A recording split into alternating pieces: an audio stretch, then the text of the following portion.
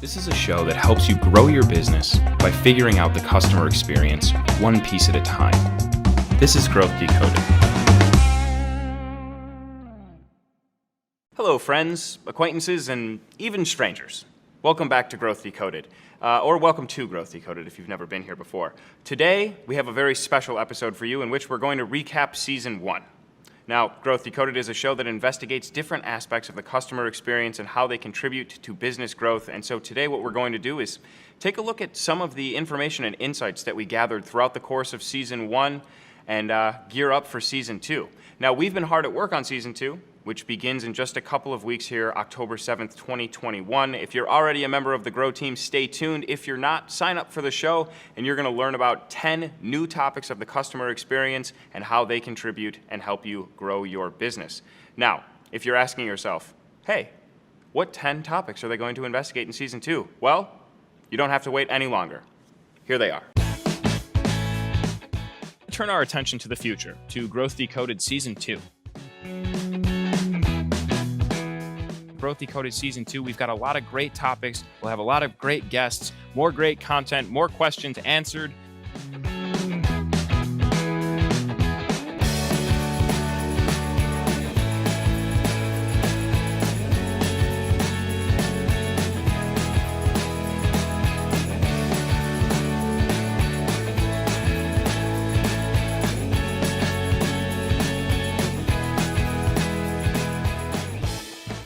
Now, in Season 1, we talked a lot about automation, and we investigated some of the misconceptions around marketing automation.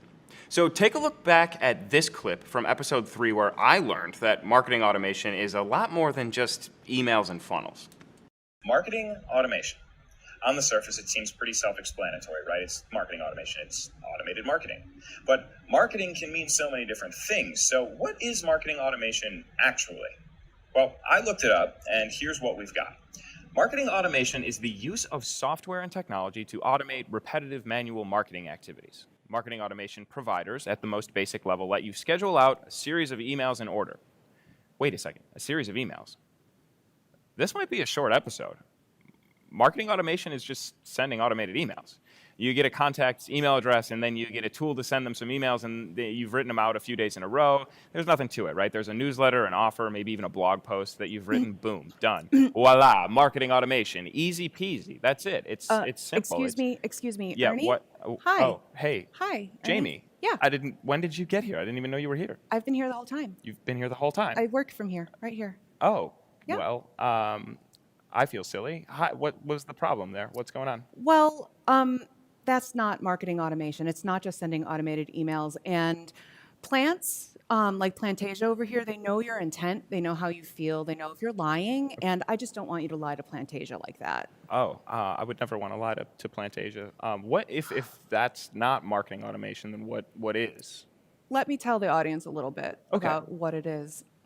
So during the pandemic, I got a bunch of plants, and I'm taking really good care of them. And like I said, they can understand your intent and your feelings, and they know whether or not you're wrong. So when it comes to marketing automation, let's take it over here. Automating emails is just the tip of the iceberg. It's all about the touch points your contacts are encountering along the way.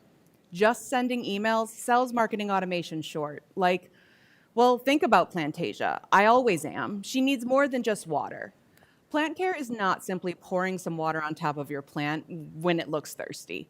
You need to fertilize, you need to prune, and every plant is different. They're on independent schedules and want individualized things. They want different growing mediums. Some of them need constant attention, and some of them will only grow if you do not look at them. Okay, so let's circle back to people.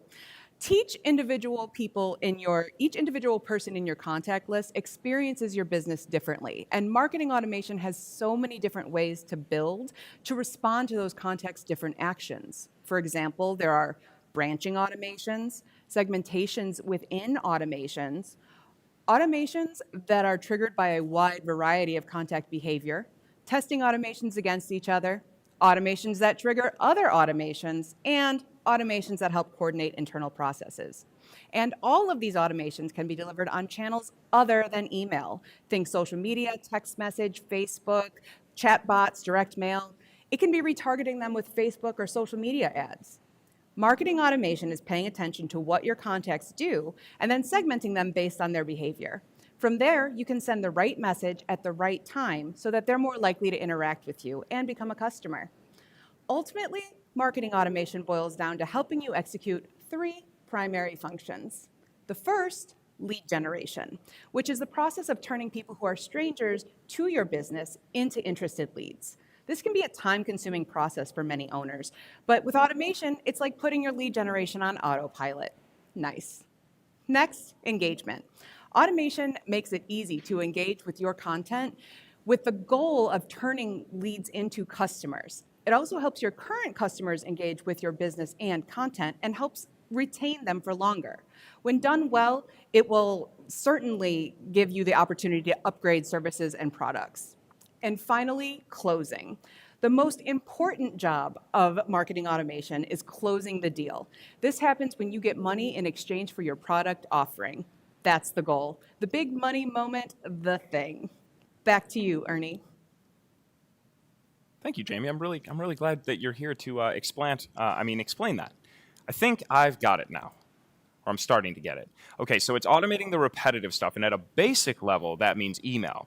There are more advanced versions, more channels, more ways to deliver your marketing messages.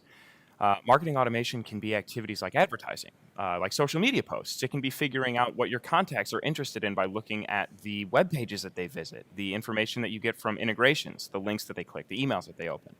And then it's getting them to engage, and not just with your emails.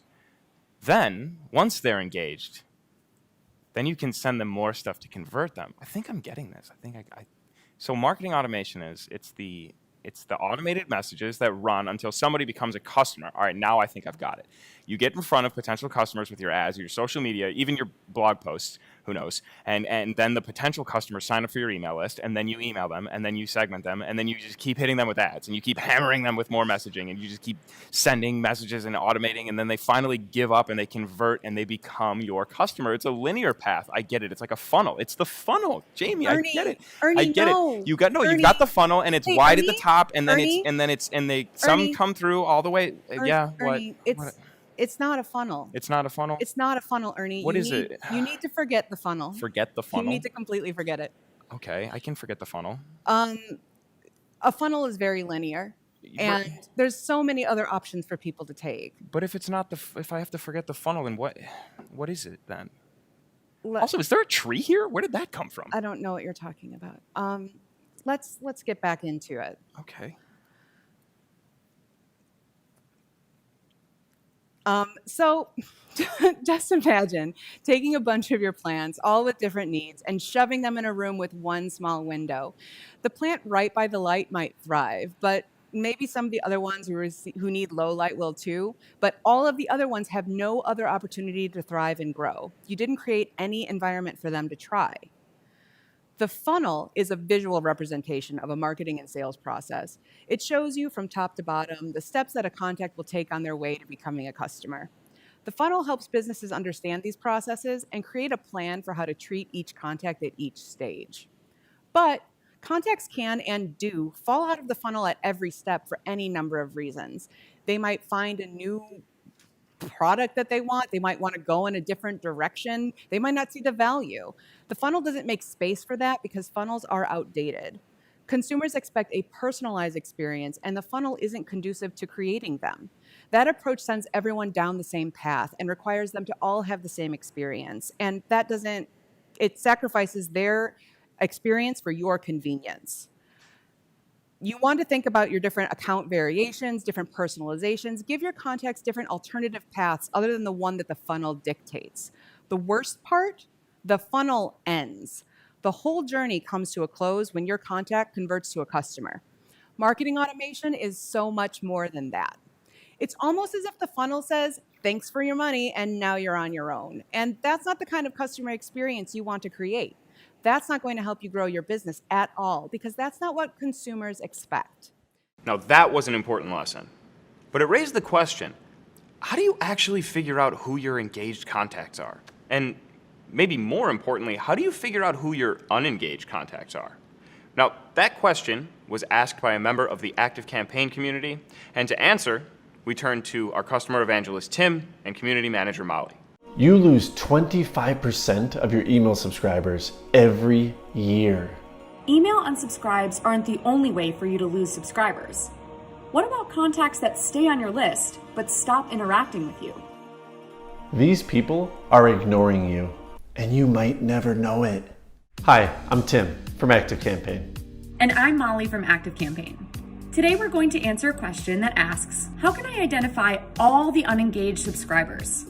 The first step is to define what we actually mean by unengaged subscriber. And the way to do this is by looking at your buyer's typical buying cycle.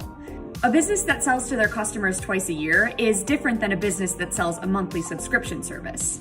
It's important to understand who your unengaged subscribers are because they actually have a massive impact on your email deliverability and overall conversion rate. You can try to increase engagement with those subscribers, but there comes a point where that's probably not going to happen. Engagement isn't just limited to opens and clicks in your emails. It also includes things like visits to your website, purchases from your online store, and form submissions to your website. When you understand which contacts aren't engaged, you can work to try to engage them. And if you're unable to, you can remove them from your list. This ensures you're only reaching out to people who are interested in what you have to offer. Let's talk about 2 ways to automatically keep track of which contacts are most engaged: lead scoring and tags. Lead scoring lets you measure the engagement of your contacts by assigning a score based on their behaviors.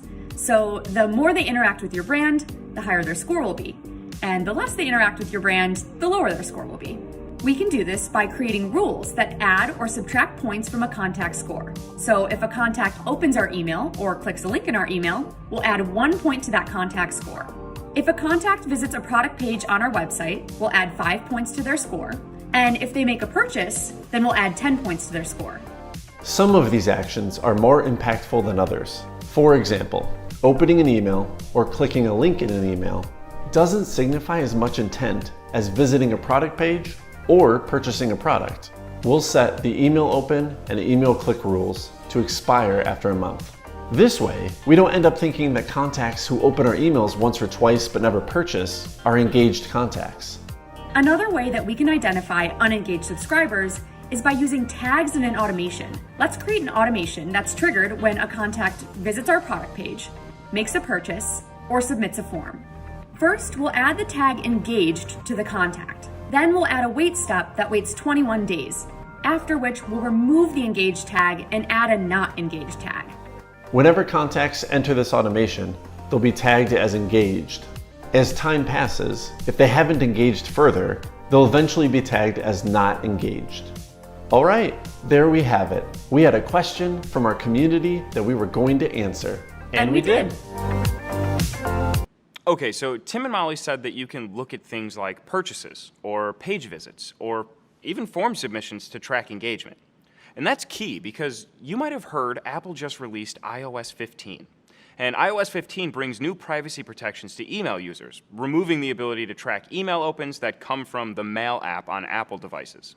Now, in episode 9 on email analytics, we got a chance to ask the founders of 3 different marketing agencies what they think about the iOS 15 update and what you can do about it. Keep your overall goal in mind, and don't get too lost in the data or bogged down in evaluating every open rate or click-through rate. And this is timely advice given a recent announcement from Apple regarding their new iOS 15 software update. Now, in this update, Apple has let us know that there will be some privacy enhancements as they pertain to email and the data that is shared from email inbox user to email service provider. With this update just around the corner, there's been a lot of speculation around what it means and what happens from here. Now, we wanted to get the opinions of our guests to see how and what they're thinking about it. And I'm curious to get your thoughts on the software update and the implications of it as it pertains to email analytics. There's a lot kind of going around, a lot of speculation, a lot of conjecture, but I'm just curious to know if you're thinking about it and what you're thinking about it. For sure. I think there are potentially huge impacts there. And so for me, on my focus area, which is email marketing performance, I think there are 2 things that come to mind. The first is something that I've said a couple of times in this interview, but it's a really great time for us to focus our measurement on our ultimate goal. So now with these changes, open rates, there's lots of things that could happen to them, but I think we could label them as unreliable, and maybe not as a great of a metric, something that we want to rely on as much as we have in the past. And so if your organization is somewhere that doesn't have the open as the end of the journey, it's not the ultimate goal for someone just to open your message, you want them to do something else, now's an opportunity for you to start looking at collecting that data and understanding the data further down in the customer experience in the journey. So that's one opportunity that you can use to maybe expand your perspective on your email analytics. As this one metric, the open rates may become less reliable. There are others, and we spoke about some others earlier today, that you can start to collect and compare your subscribers and your campaigns. And then the other opportunity that I'm seeing for the work that I do in email performance is first-party data. So there's a lot of opportunity to collect first-party data. And if people are not familiar, first-party data is information that you collect directly from your subscribers with their consent. So it's information that you ask them, their name, perhaps a phone number, all sorts of different information, what types of topics they're interested in. You can collect, you can ask through forms and surveys, all sorts of things. And people willingly give over this information to your organization with the hopes of getting a better experience.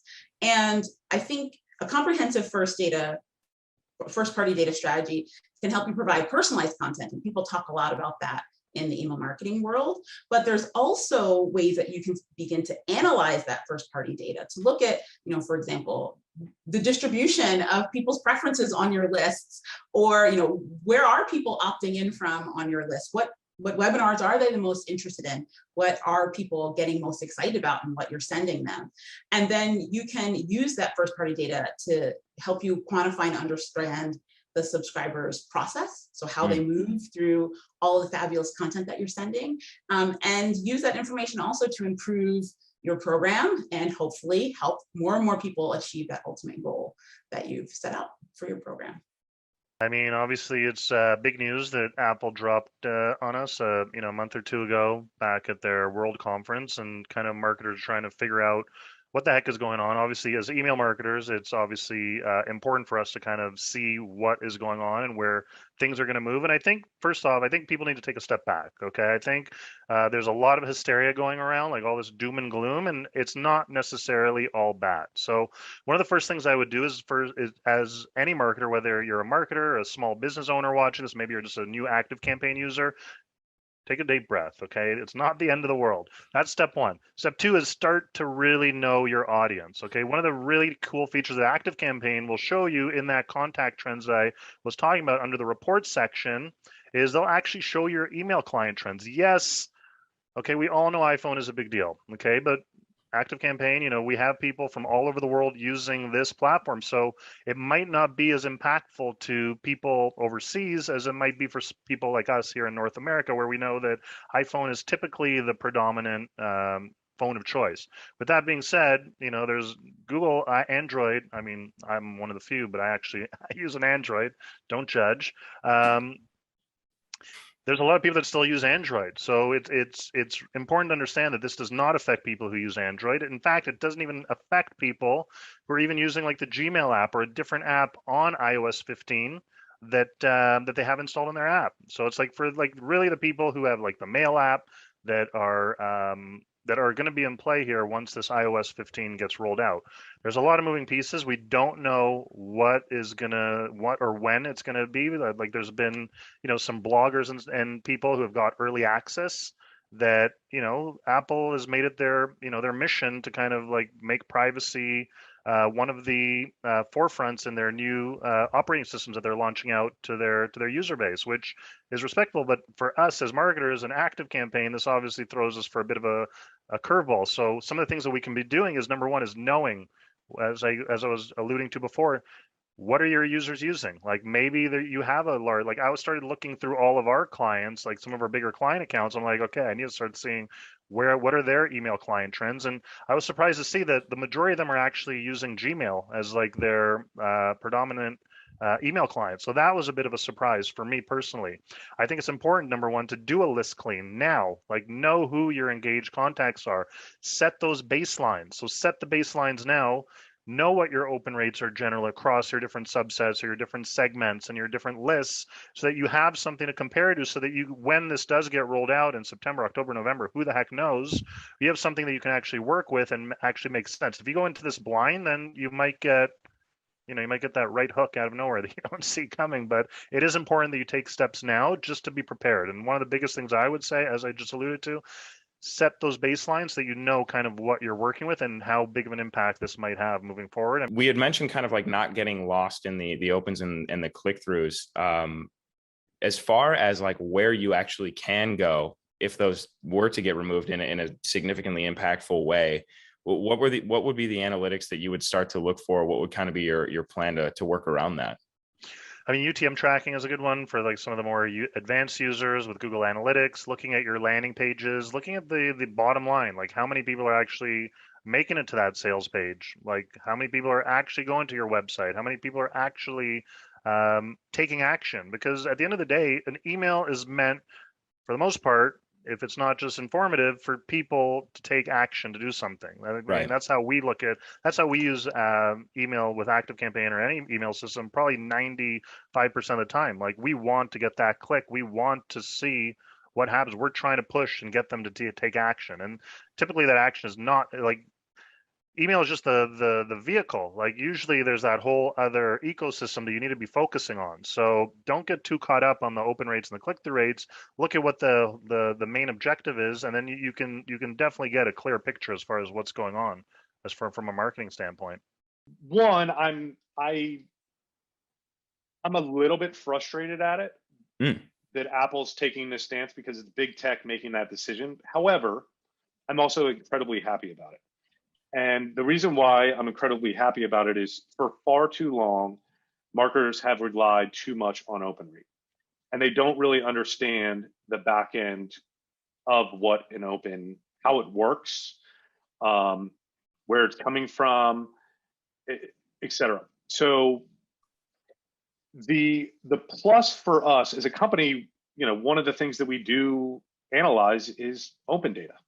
But as I mentioned far earlier on, we've always pushed down opens coming from mobile devices. Now, I do realize that if you're using a Mac and you're using Apple's native mail app, you're going to start potentially losing signal from there. So that's the one bad area that I see as a challenge for marketers. But the signal coming from mobile devices is not a very valuable signal. It's to me, you can't even get signal through the noise from those from iOS devices when it comes to the mobile. Two, people have to opt in. So when you update your phone, there's going to be people that said no. I don't really care about my privacy. How many people from Facebook just were like, no, just do what you were. Keep doing what you were doing. Right. So it's not all doom and gloom. For us as a company, we're actually doing it as a huge positive because we've always felt that open signal was junk. And so therefore, Apple's making the decision for us just to throw out the junk. Two, I think marketers are going to have to start relying on a click. Clicks are not going away with this. Now, a whole nother discussion of Apple allowing you to do like burner email addresses with this update. But if somebody's truly engaged or values a brand, I don't think people have a problem giving you their real email address. But I think what marketers need to start really thinking about is, how do I get real engagement signals? How do I get people to click through? Am I actually creating valuable content for them? We all love to talk about, we're getting valuable content for everybody. But the simple fact is your content is for some of your audience and some of it is just, it's not for them. So I think creating more engaging content, more ways for people to engage with your brand and get to your website so that you can get a truly more valuable signal None of that is going away with this announcement. So email opens only ever told you a small part of the story. But just because they're going away doesn't mean that email isn't important. In fact, it's still extremely important, and it's a very powerful channel for you to communicate with your audience directly. You might just have to get a little more deliberate with how you track your audience's engagement. And you still want people to open your emails, and in episode 10, we talked to Scott Frothingham, author and copywriting expert, about how you can write a better subject line that makes people want to open. Okay, so there are some different ways to write subject lines, but let's hear from Scott on the actual process of writing a subject line. So it's not the first time that I've heard the comparison of an email subject line to an ad headline be made. And I think, in many ways, they're almost exactly the same thing. And so I've also heard that a headline or a subject line is maybe the most difficult piece of copy to write. So one, would you agree with that? And then two, how do you kind of approach writing a subject line? Do you have a process or a strategy for that? My writing a subject line is very similar to writing a headline because of all the areas we touched on. I go through pretty much a 3 or 4 step process. First thing I've got to do is I've got to ask myself, okay, why am I sending the email? Right. What do I want to have happen? What is the purpose of this email? So the first one is answer that question, why? Why am I doing this? Second thing I've got to consider before putting pen to paper is, who am I talking to? Because like good ads, if you talk to everybody, you're going to reach nobody. If you talk to a specific person or a specific group of people, you can then communicate with them properly and get some reaction. So why am I sending it? Who am I talking to? As I start getting into who, it's what do they care about? So if I've limited my audience to a specific group, what does that group care about? Is there a pain point? Is there something they're stressing for? I sometimes refer to that as the gas.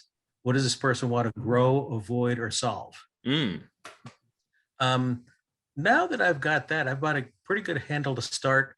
Then I take a deep breath and I think about matching the voice of the brand. Because if you're writing for a plastic surgeon, maybe a funny or joke subject line isn't going to be appropriate. Right. So the brand voice becomes important. And then I start writing like crazy. I usually write about 20 subject lines. And then after I've written all those, I remind myself that about half of these are going to be read on a mobile device. And so I either get rid of those that I can't shorten to about 7 words or less, or I see what I can do to get them down to 7 words or less. Then, and this will open up a new category. Then I pick the best 3, and then I use those 3 for A/B testing. Wow, that is a pretty comprehensive strategy. There's a lot of gold in there. That's fantastic. I love those questions that you ask yourself, specifically the one about, does this match the brand voice? Because this is something that has come up in multiple episodes that we've covered, is how do you manage or match the expectations of your audience? Because that's sort of what customer experience is really all about. Like, are you setting up the expectations and delivering on them, or are you doing something, acting in a way that completely misses the mark in terms of what your customers or potential customers are expecting from you? So I really like that point. It just seems like that is kind of permeated through all of the different aspects of the customer experience that we've investigated so far. So that is, it's great to hear that it is part of your process as well. I definitely want to get it. Oh, go ahead. It also opens up an important part of the relationship of the subject line to the content, which is better be a relationship there. Don't get my attention and arouse my curiosity with a subject line, and then I start reading the content and I don't see the relationship between the content and the subject. If I've asked a question, answer the question and answer it quick. If you said, do you feel you're spending too much money on dry cleaning? I don't want to open up and hear about what kind of dry cleaner you are. I want to hear about how you're going to save me money, and I want to hear about it fast. Okay, so they open the email, then they click the link, and they follow it to your landing page where they can sign up for your offer. But how do you set up your landing page in a way that makes it easier for your visitors to convert? In episode 5, we talked to conversion copywriting expert Joel Klettke, who helped us out with this. Take a listen. Here's the deal. You've got an offer. You've got a landing page. This thing is just going to work, right? I mean, maybe, but probably not too well. Why? Well, because you have to set it up to convert. You have to optimize it, organize it, design it, and present it in a way that makes it easier for your visitors to convert. So it turns out you all have access to something that touches every single piece of your business content. You have access to something that exists everywhere that a person can interact with or learn about your business online. This thing can make or break your ads, your emails, your landing pages. And the best part about it is that you can improve it for free. What is it? It's your words. Your words can be the difference between someone arriving on your landing page and converting with a smile on their face because they finally found the solution to the problems, this thing that they've been searching for. Now, that same someone can arrive on your landing page with the same offer, but if it's worded poorly, they're just going to leave because they never got it. So let's take a look at that second question. How do you make your landing pages successful? Now, to get some answers to this, I sat down with Joel Klettke. He's a conversion rate optimization consultant. He's a renowned expert in the world of conversion copywriting. He's one of the best, and he's going to help us figure this out. Yes, and now I'm joined by Joel Klettke. He's a conversion copywriter, CRO consultant at Business Casual Copywriting, the founder of Case Study Buddy, and generally just a renowned copywriting specialist. Joel, welcome to Growth Decoded. Thank you very much for being here. Yeah, thanks for having me. Absolutely. So far in this episode, we've covered, what you would need to build a landing page, how to build one, why you would use one, the general mechanics of how they work. And what I'd really like to talk about is just how you can make your landing page successful, right? What can you do to help your landing page convert more visitors? So I guess the first question I'd like to ask you is, what is the most important part of a landing page when it comes to driving conversions? How do you get that right? Yeah, I think the tricky thing is, if you think about, and Joanna Wiebe, who's Copy Hackers, uses this analogy quite a lot. You have to think about your landing page as kind of a conveyor belt, right? And if you ask, well, what's the most important part of a conveyor belt? Well, if any part of that belt breaks, the end goal is not going to be achieved. So really, people want to have a cut and dried, like, oh, the headline's most important or the call to action is most important. But the reality is it's all really important. It's all really critical. I think kind of the counterintuitive, or maybe the less obvious answer, because that sounds like I'm just dugging and saying it's all equal. But the most critical thing is the customer research you've done to inform that page, right? As long as you understand not only your offer, but why it matters to a particular audience and how much that particular audience already knows by the time they arrive and how much they need to know in order to take action. That's the critical piece. The page itself is just a manifestation of understanding. It's kind of like building with Lego blocks, right? Like Eugene, great copy is never written, it's assembled. And that holds true. So as long as you've got the right kind of Lego blocks in your container to build the page with, you'll be in a good place. But if you've got the wrong stuff from the outset, it's not going to matter whether your headline is amazing or your call to action is good or your bullets, whatever it might be. So, there's not just one part that's critical, but it's everything that kind of precedes it and underpins it that's really going to impact whether or not that page even has a hope of being effective in the first place. Okay. I love that. Yeah, all about understanding the audience, the customer, the problem that you're solving and their needs. That definitely makes sense. So I guess when you are assembling those Lego blocks, as far as your words or your copy, how important is it, the way that you word things? How important is that copywriting? If you have all the pieces, how do you assemble them in a way that works? How important is that? Yeah, super critical. I think one of the key things that you want to do as part of that customer research and as part of all that prep work is understanding how do the people you're trying to reach communicate. Let's say, if we pull some random examples, like let's say that you are a personal coach. Okay. Let's say a personal trainer, like fitness, right? The way you word things should be very different. If you're selling to, like, let's say the under 25 CrossFit crowd, and they're looking for something aggressive, intense, get shredded, all that stuff really matters to them because their motivation for working with you might be different. But let's say you're that same personal trainer and now you're selling to grandparents and their goals and motivations are more, I want to have a balanced lifestyle. I want to keep up with my grandkids. I want to, be strong well into my later years. Well, if you're coming at them with really aggressive language and get shredded, all that stuff, that's going to land on deaf ears because that's not what motivates them. That's not how they talk about their problems. And so what's really critical when you approach the copywriting piece of a landing page is to understand what are the pain points, the desired outcomes, the anxieties of your audience. And not only that, but how do they talk about them? How do they talk about these things? What language do they use to describe it, right? What do they prioritize and emphasize? So it's really, really important from a voice and tone standpoint that yes, you want to be coming off as, yes, this is our brand, but what you say specifically matters because the same offer positioned two different ways will land perfectly with one audience and be totally wrong for another. I think the other thing that's really critical is not just what you say and how you say it in terms of voice and tone, but I kind of alluded to this earlier, right? How much does your audience know? How sophisticated are they, right? Let's say that I'm selling a cloud security solution. Okay. If my buyer is the engineer or the developer, someone very technical, I can speak that language all day long. I can get right into the weeds. If I know that they're at the point in their journey where they're evaluating a lot of options, I can really focus on differentiating, like, here's what sets us apart. But let's say I'm selling, I need to convince the CEO. Well, the CEO is thinking, what's the cost benefit?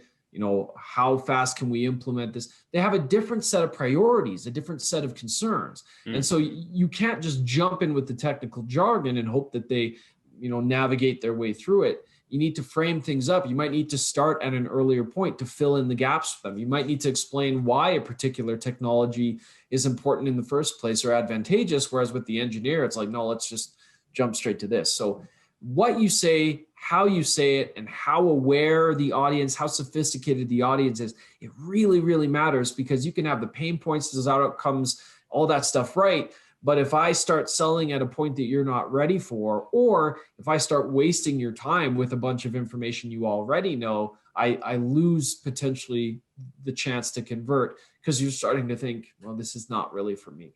Right. Absolutely. Yeah. That comes down to a lot of something that we're kind of uncovering here is that mismanaged expectations or not matching the expectation of your audience is super critical. And it kind of sounds like that's your words have a big part to play in that kind of that conversation or that management.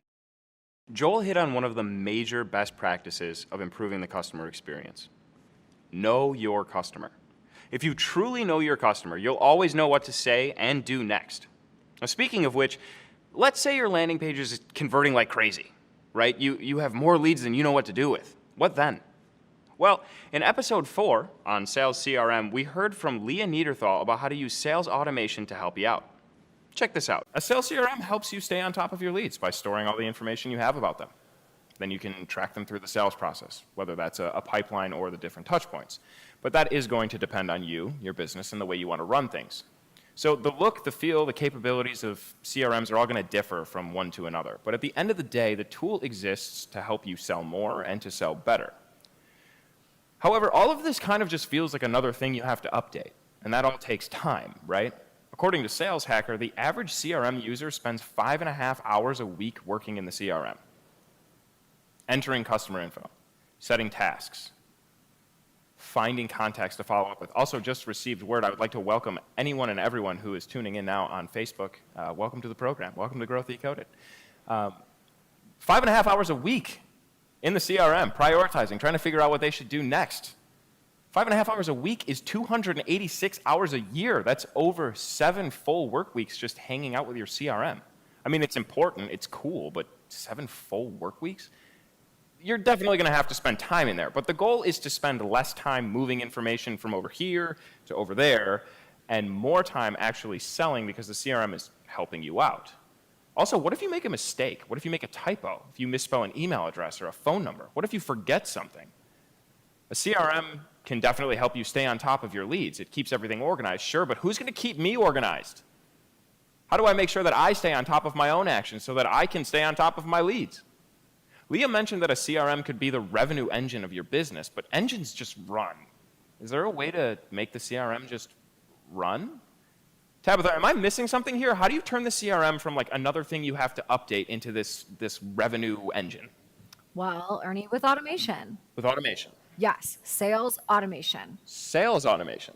Yeah, all of those repetitive things that you were just talking about, Yes. we can automate those. We can automate those. Yes, it All would right. be super convenient. Let me take it from here. I'll help you out. Go. When you're trying to build your customer base, it's extremely important to show that you care about the relationship. CRMs are a great place to do that, as you can easily store any and all information. What would make this even easier for you? Being able to automate the little tasks that hold you up during the day, of course. Automating the actual creation and the maintenance of your CRM can allow you more time in the day to be building relationships instead of bookkeeping them. You are taking that weight off your shoulders, freeing yourself to function more operatively day to day. There are probably many times throughout the day you find yourself back at your to-do list wondering, did I do this? Did I do that? Do I need to check something off? Add something? Automating your CRM can allow these tasks to be created, scheduled, completed, all by the workflows that you're setting up. What are the things that you're doing in your day? Create those same pathways through automation, and you will be able to open your day for what matters most. Let's dive into what Leah thinks about all of this. So the way I kind of am seeing this, there's sort of two different stages or levels to a CRM, right? There's the CRM as a way to keep organized with, the different touch points you've had with a contact, keep notes, have all the emails you've sent, the phone calls that you've had. And then, as you've said, it's sort of it can be a tool that is the revenue engine for your business. So I'm just curious, what is the thing that sort of takes it from the one step to the second step where it actually is driving growth and revenue? Yeah, so I think I would look at that in a couple of ways. I think that if you really want it to become a revenue engine, you have to choose a provider or a platform that has more capabilities than simply some contacts and some notes and some emails and, just the basics. Because organizing is one way that a CRM can provide value, but there's a lot more opportunity in the ways that it can make your life easier and the way that it can help you close more clients or customers and run your business. So I think, thinking about a platform that doesn't just serve where you are right now, but the kind of business you want to be in the future. And if, oftentimes that might lead to you identifying special features like automations that you might not need on day one, but you will need and can benefit from in the future. And the second thing that I think, really bridges that gap and turns it from sort of holding information to this engine is, well, first of all, using it. A lot of CRMs go unused, they collect digital dust, and it's really, the CRM will not use itself.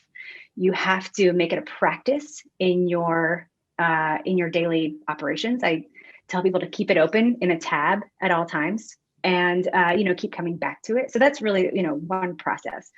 But the second is starting to notice the things that you are doing over and over that can be automated.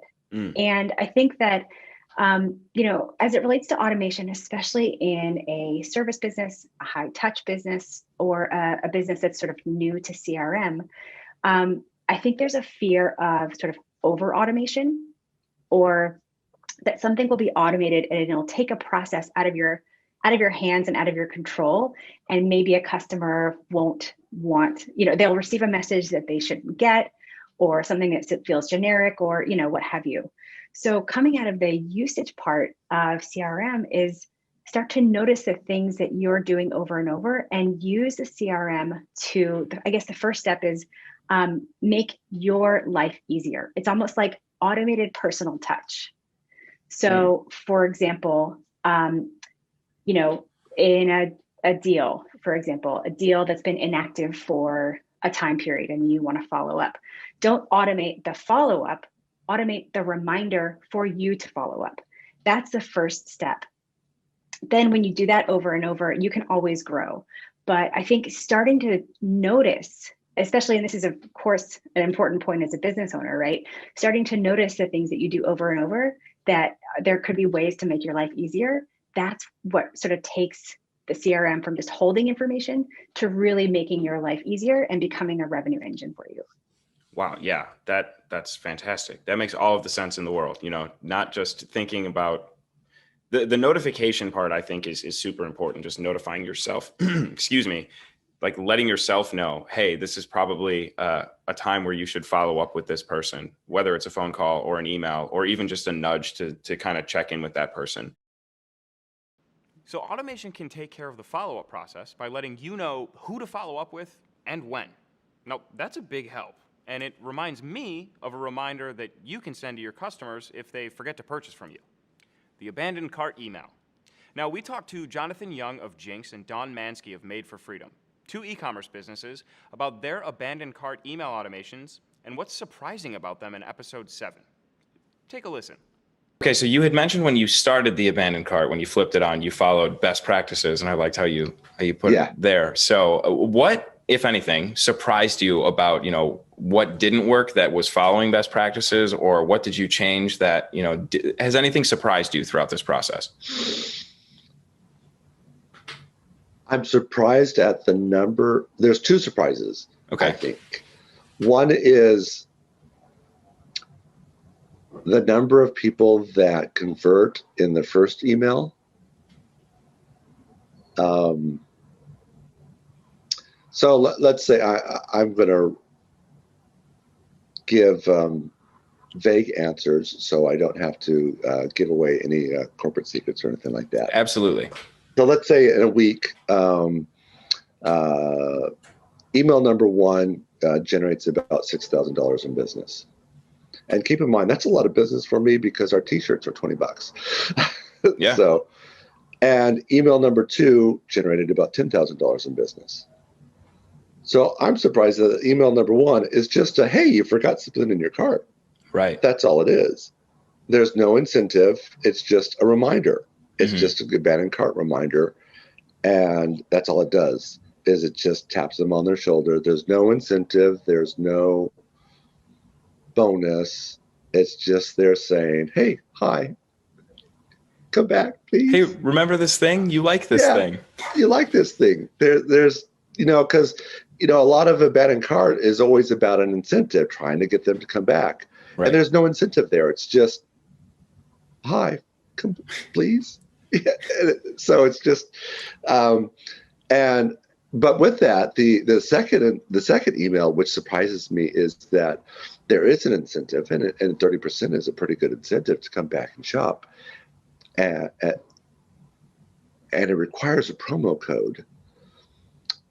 But the number of people that come back and convert that don't use the promo code, which has nothing to do with the abandoned shopping cart campaign, it has to do with people forgetting to use their promo code when they shop. Right. They just purchase at full price.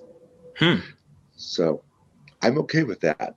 But I mean, about 2/3 of the people forget to use the promo code when they shop. Wow. So it could really be as simple as just reminding your customers that they were interested. That's all it takes. What does Dawn have to say? So has anything surprised you about the abandoned cart automation, whether that's the results or the functionality or anything around the abandoned cart automation that's sort of taken you by surprise? I liked when I got in there and found the template with the 3 parts, because I knew that I could do it. And I don't know if you had the template and I just went on my own and I was like, oh, I'll do it by myself. But you guys are always adding new functionality. So I don't know when I started my first one, but the one I started most recently in December, it was nice to find that. And, you guys have this expertise, and I'm like, okay, it's nice to see, okay, 3 emails. Here's some the time I should wait. I don't need to go research and take a class on this. So finding that template, and the fact that it has been really effective, like the fact that people are opening stuff is lovely. So in Dawn's case, no overhaul was necessary. The template and ActiveCampaign automation recipe worked.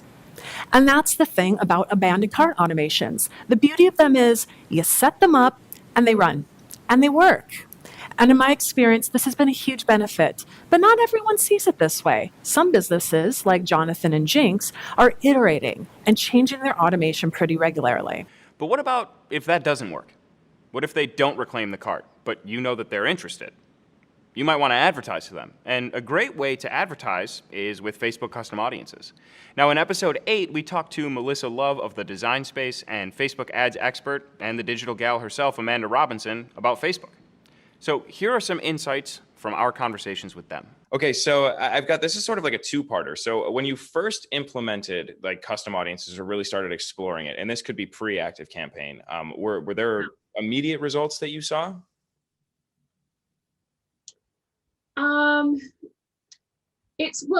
I think this is a hard thing. It's an interesting question because I'm teaching people how to do marketing. Right. I always say to them, it's slow burn at first, because your marketing, your Facebook ads, the results you get are only as good as the data you hold. So when they don't have a lot of data, maybe they've got a list of 100 people who they've worked with, or, their data is going to be looser. 100 people isn't a lot to give to Facebook.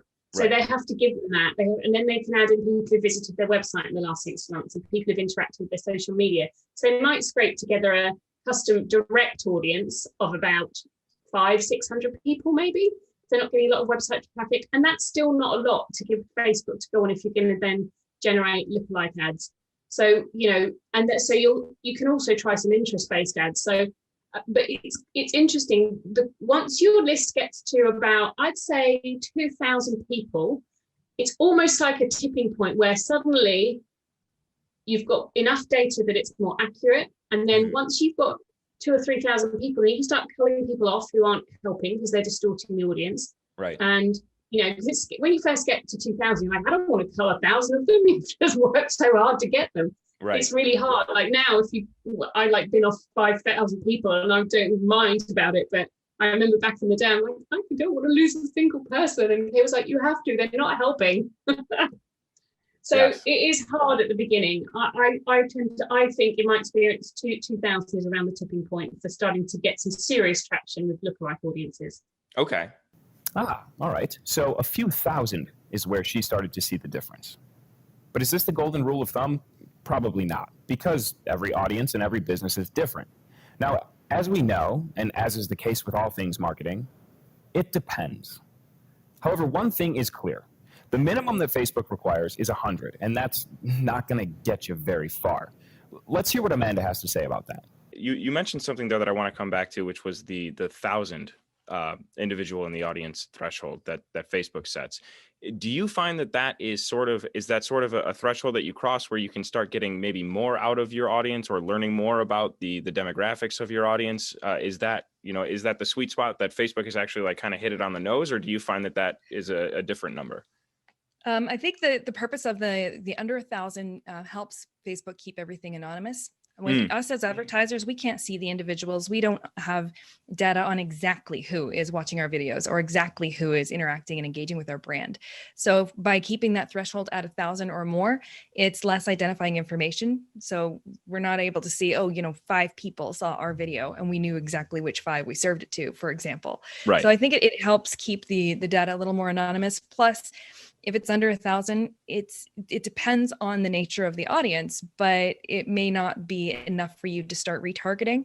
It might not be the best use of your budget. You're going to have too small of an audience and you're going to exhaust them too quickly. And when I say exhaust an audience, if you are serving an audience, say I had 100 people who have visited my website And I decided that I wanted to serve ads to those 100 people and retarget them. It's a very small audience. What's going to happen is that my ads don't have that many people to be shown to. It's just chasing around those 100 people. Those ads are going to show multiple impressions. We're going to be hitting those people 6, 7, 8 times across Facebook and Instagram and Marketplace and all of the different placements that these ads could be shown.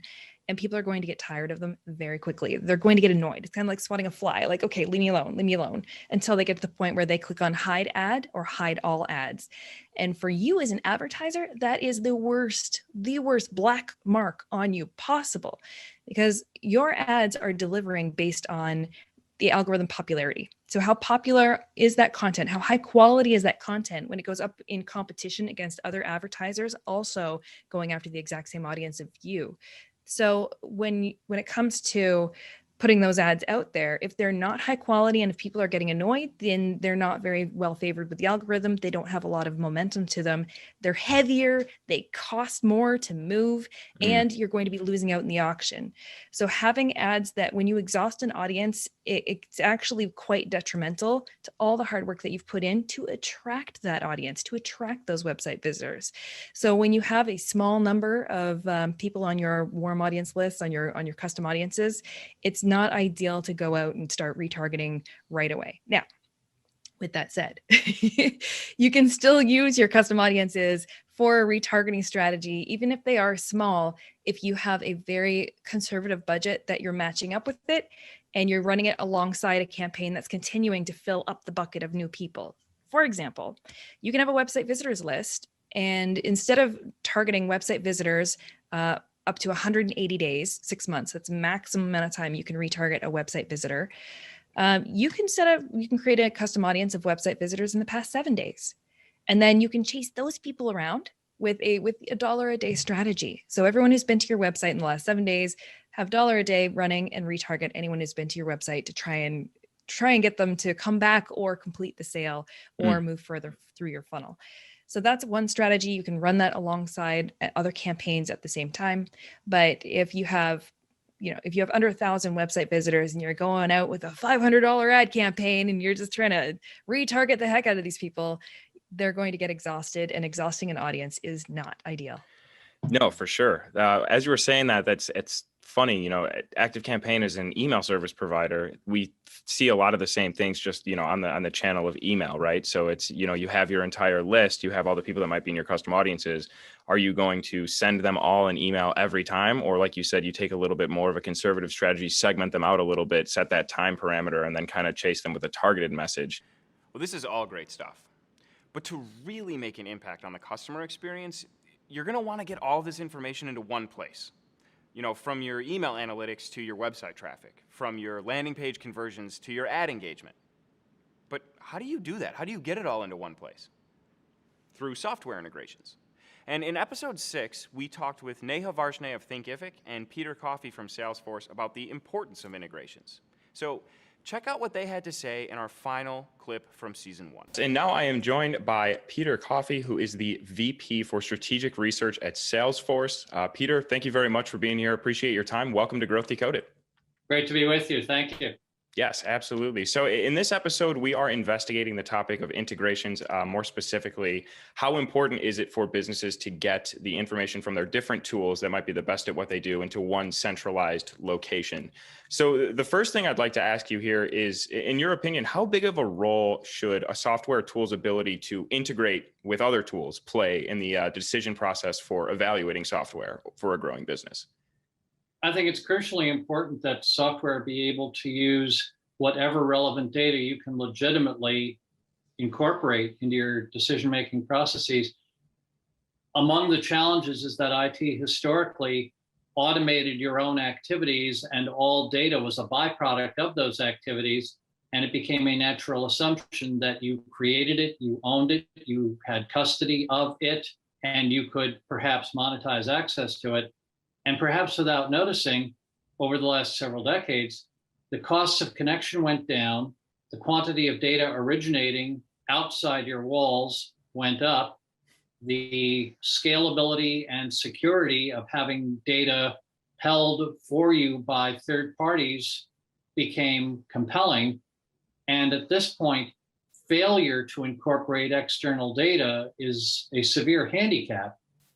Further, a lot of the things that people want to do today in areas like the use of machine learning techniques and other AI-derived methods are crucially dependent on the volume and quality of the data and the diversity of the data that's available. And so for every imaginable reason, having your technology stack embrace opportunities to make use of data and finding your own business propositions for the sharing of data, presumably to which you've added value, are all areas in which a blind spot could be costly or fatal to an organization's goals. So integrations are critical. It sounds like integrations are a massive opportunity for your business, and they can be the thing that makes it or breaks it. Honestly, that's kind of scary, isn't it? Not according to Neha Varshnaya, the Senior Manager of Platform Marketing at Thinkific. Ernie had a chance to sit down with Neha this week and discuss integrations as well. Let's hear what she has to say about this. I am now joined by Neha Varshnaya, the Senior Manager of Platform Marketing at Thinkific. Neha, it's great to have you here. Great to talk with you today. Welcome to Growth Decoded. Thanks, Ernie. Thanks for having me. Yes, absolutely. So today's topic is integrations. The more I talk to different course creators, the more I learn that tooling and integrations can be a very daunting subject, right? Especially if you don't come from that background, right? Yes. But think about it. How many of us have phones, right? Almost all of us. How many of, I have an iPhone, right? For me, I go into the App Store, I don't even realize I'm going into the App Store and I'm downloading an app for photo editing, or I'm downloading Uber Eats because I'm hungry, or I'm downloading, DoorDash because I want to order something for lunch. It's second nature to us, right? Right.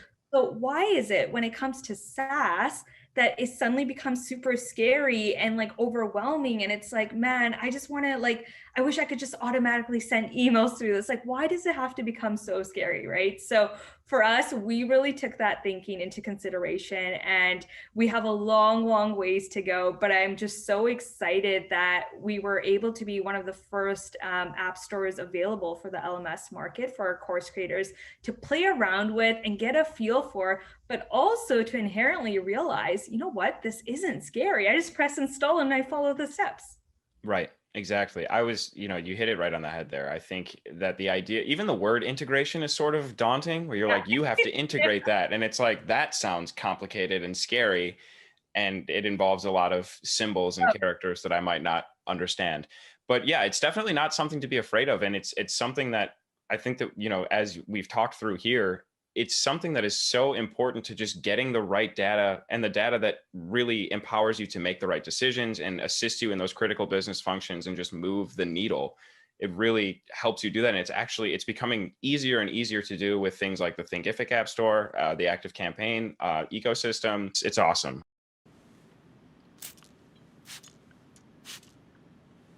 And that should do it for the special edition Season 1 recap show. Look, I learned a ton over this first season of Growth Decoded, and I hope you did too. And we can't wait to be back for Season 2. This begins October 7th. We're covering 10 brand new topics. We'll have new guests, new automations, more insights, more best practices. So sign up now, join the Grow team today. We'll see you in a few weeks. And until then, go forth and automate.